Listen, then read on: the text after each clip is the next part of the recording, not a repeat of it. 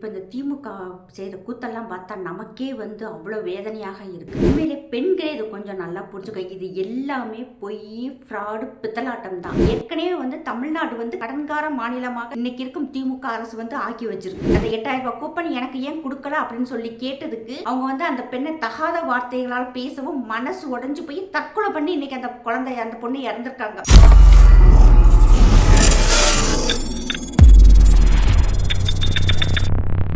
சாமானியன் குரல் தேசியவாதிகளை, நமது இந்துடா திரைப்படத்தை நமது சேனலில் காண தவறாதீர்கள். பாருங்கள், பகிருங்கள், பேராதரவு தாருங்கள். வந்தே மாதரம். மக்கள் அனைவருக்கும் வணக்கம். இப்போ இந்த திமுக செய்கிற கூத்தெல்லாம் பார்த்தா நமக்கே வந்து அவ்வளோ வேதனையாக இருக்குது. 8000 ரூபாய் கூப்பன் கொடுக்குறாங்கன்னு சொல்லிட்டு எல்லாரும் ஓடி ஓடி போய் வாங்குறீங்க. உண்மையிலே பெண்களே இது கொஞ்சம் நல்லா புரிஞ்சுக்க, இது எல்லாமே பொய், ஃப்ராடு, பித்தலாட்டம் தான். ஏன்னா 8000 ரூபாய் அவங்க கொடுக்குறது வந்து ஒரு ஜெராக்ஸ் பேப்பர், அது கூட உங்களுக்கு தெரியலையா? அதை கொண்டு போய் எந்த கடையிலாவது கொடுத்தா ஏற்றுக்குருவானுங்களா? இவங்க ஆட்சிக்கு வர்றதுக்கு முன்னாடி வந்து பார்த்தோம்னா பொய்யான வாக்குறுதிகளாக கொடுத்தாங்க. ஒன்று கூட நிறைவேற்றல. மிஞ்சி போனால் ஒரு 10% தான் நிறைவேற்றிருப்பாங்க. பெண்களுக்கு 1000 ரூபாய் கொடுக்குறேன்னு சொல்லிட்டு 3 வருஷம் கழிச்சு தான் வந்து, அதுவும் தகுதி வாய்ந்த பெண்களுக்குன்னு சொல்லிட்டு 3 வருஷம் கழிச்சு 1000 ரூபாய் கொடுத்தாங்க. அதுக்கப்புறம் பார்த்தோம்னா, அதாவது எலெக்ஷன் வர்றதுக்கு ஒரு 5 மாதம் இருக்கிறதுக்கு முன்னாடி பாதி பேருக்கு கொடுத்தாங்க. இன்னும் பாதி பேருக்கு பணமே கொடுக்கல. இது எல்லாருக்குமே தெரியும். அப்படி இருக்கும்போது 8000 ரூபாய் வந்து இவங்க எப்படி கொடுப்பாங்க? ஏற்கனவே வந்து தமிழ்நாடு வந்து கடனாக்கி வச்சிருக்காங்க. கடன்கார மாநிலமாக இன்னைக்கு இருக்கும் திமுக அரசு வந்து ஆக்கி வச்சிருக்கு. இதுக்கு இவங்களால எப்படி கொடுக்க முடியும்? ஒரு 8000 ரூபாயை கொண்டு போய் என்ன பொருள் நீங்க வாங்குவீங்க? என்ன அவங்க சொல்ற அந்த லிஸ்ட் எல்லாம் பார்த்தீங்கன்னா நம்புற மாதிரி இருக்கா? இதெல்லாம் யோசிக்க மாட்டீங்களா? இல்லை இவங்கெல்லாம் என்ன கட்சின்னே தெரியல. ஆட்சிக்கு வர்றதுக்கு முன்னாடியே அனிதாவுடைய மரணத்தை வச்சு அரசியல் செஞ்சு ஆட்சிக்கு வந்தாங்க. இன்னைக்கு பார்த்தோம்னா திருச்சி மணச்சநல்லூர்ல சிந்துஜா அப்படிங்கிற ஒரு சின்ன பொண்ணு, கை குழந்தை, 3.5 வயசு கை குழந்தை வச்சிருக்காங்க. அந்த பொண்ணு போய் அந்த 8000 ரூபாய் கூப்பன் எனக்கு ஏன் கொடுக்கல அப்படின்னு சொல்லி கேட்டதுக்கு அவங்க வந்து அந்த பெண்ணை தகாத வார்த்தைகளால் பேசவும் மனசு உடைஞ்சு போய் தற்கொலை பண்ணி இன்னைக்கு அந்த பொண்ணு இறந்திருக்காங்க. அவங்களுக்கு 3.5 வயசுல ஒரு குழந்தை இருக்கு. இதெல்லாம் கேட்கும்போது வேதனையாக இருக்கு. பெண்களே புரிஞ்சுக்கங்க. இவங்களை அதில் அந்த மணச்சநல்லூர் எம்எல்ஏ கதிரவன் வந்து ஒரு கிட்னி திருடே. மக்கள் வந்து அவங்கள்ட்ட வந்து ட்ரீட்மெண்ட்டுக்கு போனதுக்காக அவங்க பணத்தாசை காமிச்சு அவங்களுடைய வறுமையை பயன்படுத்தி கேட்டும் கேட்காம எத்தனையோ பேருடைய கிட்னியை ஒரு திருடே அந்தாளு. சாமானியன் குரல் தேசியவாதிகளை, நமது இந்துடா திரைப்படத்தை நமது சேனலில் காண தவறாதீர்கள். பாருங்கள், பகிருங்கள், பேராதரவு தாருங்கள். அந்த ஆள் சொல்றான்னு சொல்லிட்டு இந்த பெண் போய் இப்படி மனசு உடைஞ்சு தற்கொலை பண்ணது ஏத்துக்கிறவே முடியல. இன்னைக்கு அந்த குழந்தையும் அவங்க கணவரும் தான் நடுத்தருல நிக்கிறாங்க. அவங்க பேரண்ட்ஸ் 3 வயசு குழந்தைய விட்டுட்டு இறந்துருச்சுன்னு சொல்ல கேட்கும் போது நமக்கெல்லாம் வேதனையாக இருக்கு. இதே மாதிரி தான் பாராளுமன்ற எலெக்ஷனை பெண்களே நல்லா புரிஞ்சுக்கோங்க. பாராளுமன்ற எலெக்ஷனில் உத்தரப்பிரதேசத்தில் நாங்கள் ஆட்சிக்கு வந்தால் எல்லா பெண்களுக்கும் மாதம் நாங்கள் 8500 ரூபா தர்றோம்னு சொல்லிட்டு ஒரு பொய்யான வாக்குறுதியை காங்கிரஸ் அரசு கொடுத்துச்சு. அதை நம்பி அத்தனை பெண்களும், குறிப்பாக பார்த்தோம்னா இஸ்லாமிய சமூகம் அத்தனை பேருமே காங்கிரஸ்க்கு ஓட்டு போட்டாங்க. ஆனால் அவங்க என்ன பண்ணிட்டாங்க, 1 ரூபா கூட கொடுக்காம அப்படியே ஏமாற்றிட்டாங்க. நல்லா புரிஞ்சுக்கோங்க. 8500 ரூபா யாரால கொடுக்க முடியும்? அது காங்கிரஸால் எப்படி கொடுக்க முடியும்? அத்தனை பேரும் ஏமாற்றிட்டாங்க. அதே மாதிரி அந்த எப்படி காங்கிரஸ் வந்து 8500 ரூபா சொல்லிச்சு, இவங்க அதை குறைச்சிக்கிட்டு 8000 ரூபா சொல்லிட்டு ஒரு கூப்பன் கொடுக்குறாங்க. அது ஜெராக்ஸ் பேப்பர். அது கூட உங்களுக்கு அறிவு இல்லையா? வர்றவனை அடிச்சு துரத்த வேணாமா? என்ன ஒரு அறிவோடு இருக்கிறீங்கன்னே தெரிய மாட்டேங்குது. இதெல்லாம் இந்த நிதி நிலைமை ஒதுக்குறதுக்கு ஃபுல்லாகவே வந்து இவங்க ஆட்சிக்கு வந்து ஜெயிச்சா தானே ஜெயிக்கிறதுக்கு கூட வாய்ப்பே இல்லையா? அது கூட உங்களுக்கு தெரிய மாட்டேங்குது. அதேமாரி வந்தால் அந்த நிதி நிலைமையெல்லாம் பார்க்கணும். இப்போ எடப்பாடி ஐயா வந்து எப்படி 10000 ரூபா கொடுக்குறாரு அப்படின்னு சொல்லி பார்த்தா சென்ட்ரல் கவர்மெண்ட் சப்போர்ட் பண்ணுது அவங்களுக்கு.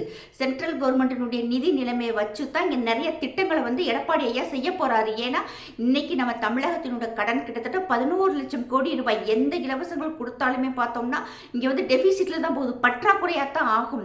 அதையும் மீறித்தான் எடப்பாடி ஐயா வந்து ஆட்சி செஞ்சு நிதி நிலைமையெல்லாம் சரி கட்டணும். அவ்வளோ இலவசங்கள் அவங்களும் சொல்லியிருக்காங்க. அது ஃபுல்லாக வந்து செயல்படுத்தணும். இன்னைக்கு திமுக காரன் திட்டான்னு சொல்லி இன்னைக்கு இந்த பொண்ணு வந்து இப்படி தற்கொலை பண்ணிக்கிட்டாங்க. திருப்பி பேச உங்களுக்கு வாய் இல்லையா? அவன் ஒரு வார்த்தை சொன்னால் நம்ம 4 வார்த்தை பேசணும். அவன் அடிக்க வந்தானே அவன் கையை உடைங்க. அது என்ன அப்படி ஒரு வாய் திமிரு அவங்களுக்குன்னு தெரிய மாட்டேங்குது. முதல்ல வந்து ஒரு ஒற்றுமையாக இருங்க. இப்படிப்பட்ட ஆளுக்கு முன்னாடி போய் நிற்காதீங்க. அவனே ஒரு களவாணி பையன். மக்களோட கிட்னியை திருடின ஒரு திருட்டு நாயி. அவன்கிட்ட போய் நீங்களாம் நின்றுட்டு இப்படி பேச்சு கேட்டுட்டு வர்றீங்க. இதை வந்து இது ஒரு பக்கம். இன்னொரு பக்கம் பார்த்தோம்னா இன்னைக்குன்னு தபால் ஓட்டுக்கள் எண்ணும் பணி வந்து ஆரம்பிச்சிருக்கு. இதில் பார்த்தோம்னா குறிப்பாக இந்த வயது முதிர்ந்தவர்கள் வந்து ஓட்டு போடும்போது அவங்க பெரும்பாலும் விஜய்க்கு போடுறாங்க. ஓட்டு போடுறது அவங்களுடைய உரிமை. யாருக்கு போடணும்னு சொல்லி டிசைட் பண்ண வேண்டியது ஒவ்வொரு வாக்காளர் தான். ஆனால் என்ன செய்றாங்க, இன்னைக்கு வந்து தேர்தல் வேலை செய்யும் அந்த அதிகாரிகள் ஆகட்டும், காவல்துறை ஆகட்டும், அதை பிரித்து பார்க்குறாங்க. திமுக காரங்கிட்ட போய் இவங்க இன்னாருக்கு தான் ஓட்டு போட்டிருக்காங்கன்னு சொல்கிறாங்க. அதில் ஒருத்தர் சொல்கிறாரு, நான் ஓட்டு போட்டது எனக்கும் அந்த அதிகாரிக்கு மட்டும்தான் தெரியும், ஆனால் திமுக காரங்க என்னை வந்து மிரட்டுறாங்கன்னு அவர் வந்து ஒரு வீடியோ போட்டுக்கிட்டு இருக்காரு.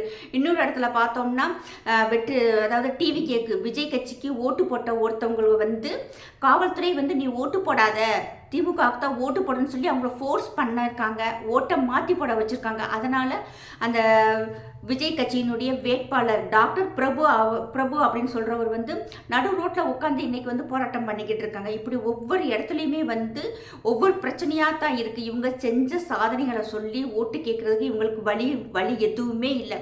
அதனால் மக்களை வந்து எந்த அளவுக்கு த்ரெட்டன் பண்ணி மிரட்டி காசு கொடுத்து ஓட்டு வாங்கலாம் அப்படின்னு நினச்சிக்கிட்டு இருக்காங்க.